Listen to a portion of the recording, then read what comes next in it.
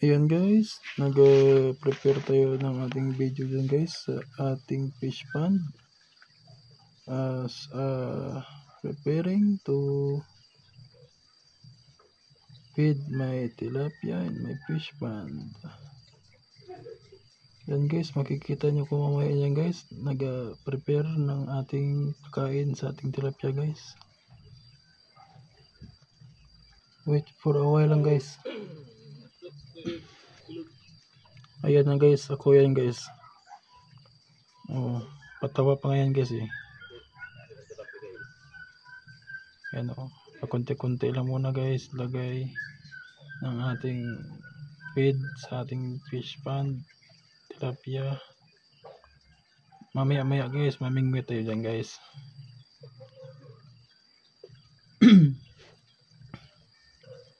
Ayan na guys, ang ating fishing rod guys. Inaayos na. Lalagyan na lang yan ng bulate guys para pamain.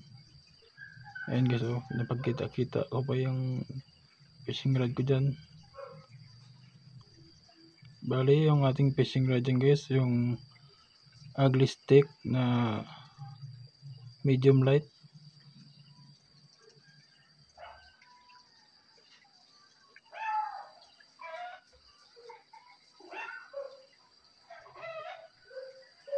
Yung ating leader line yan guys ay 1.2. Then ang reel natin Sugiliyang na 3000 series. Then ang kayang ibuhatin ng ating fishing rod guys nasa 5 kilograms. I think yung tilapia wala naman sa 1 kilogram yung isa. Yan guys, nilaglag na guys yung ating pamingwit. Yung ating may pangpalutang yan guys. So yun, hinatak na guys.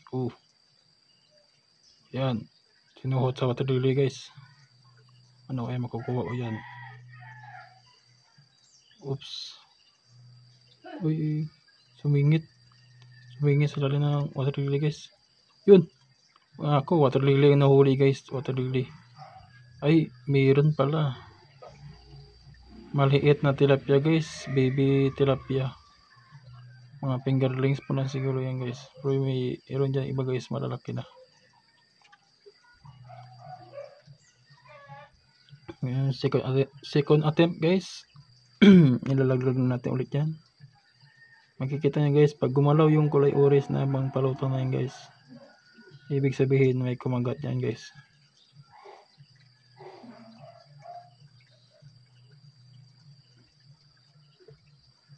Parang walang gustong kumain ng ating bulate guys. Wala.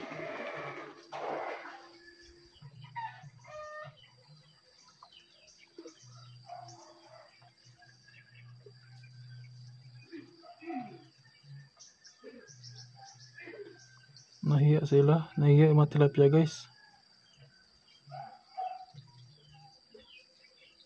Nahiya guys. Nahiya yung mga tilapia natin guys na kainin yung ating pamain.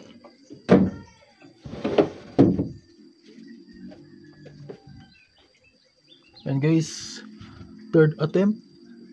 Maglalagay ulit ng pamain guys para makakulitin ng malaki-laki na tilapia. Yan, busy siya guys. Oh, busy ako dyan guys. Kasi yung pamain guys maliit lang. Baka matinik tayo ng pamain or yung hooks. Na guys, third attempt guys. Baka hindi na water lily makukuha natin dyan. Baka tilapia na siguro. By the way guys, yung ating fish pan guys maliit lang. I think nasa 70 plus lang yung tilapia dyan guys na nilagay ko. Uy, may kumagat guys. Kaso hindi nahuli. Yun. Fourth attempt. fourth attempt guys. Diyan na siguro ata makakahuli yan guys ng tilapia talaga na pwede na pang ulam. Yun guys, nakahuli guys. Ayun, nakahuli guys, nakahuli na. Ayun, nakahuli na siya guys, kaso baby pa siya talaga. Hindi pa talaga siya sobrang laki. I think nasa 3 daliri pa yung lapad niya guys. 3 daliri pa lang guys. Yan na. Mas okay kasi yung fish pond kapag sa lupa. Kasi mas madaming nutrients na nakukuha ng tilapia sa lupa. Kaysa concrete pond. Kasi ano lang yung makakain nila sa concrete pond na yan. Yan kasi kahit di mo pa bigyan ng feeds, yan, di man naman sila mamatay. Lalaki pa nga yan sila guys. Yan, babalik natin ulit ang ating pamingwit. I think pag kinagat ulit dyan. Kasi hindi ko nakuha.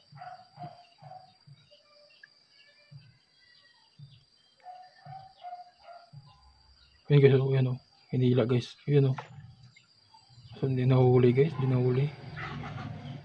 nahuli guys. Malaki din sana yan guys. Gumagalaw-galaw guys Ako, hindi nahuli.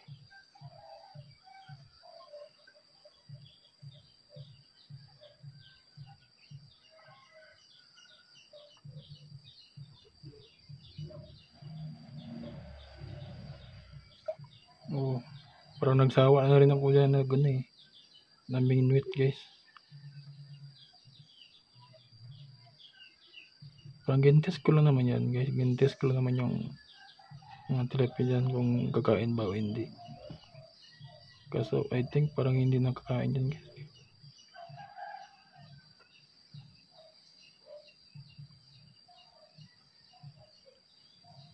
By the way guys, parang hanggang dito lang yung ating video guys na i-upload. Abang ngayon na lang yung ulit yung panibagong video na i-upload ko in the future and every day. Okay.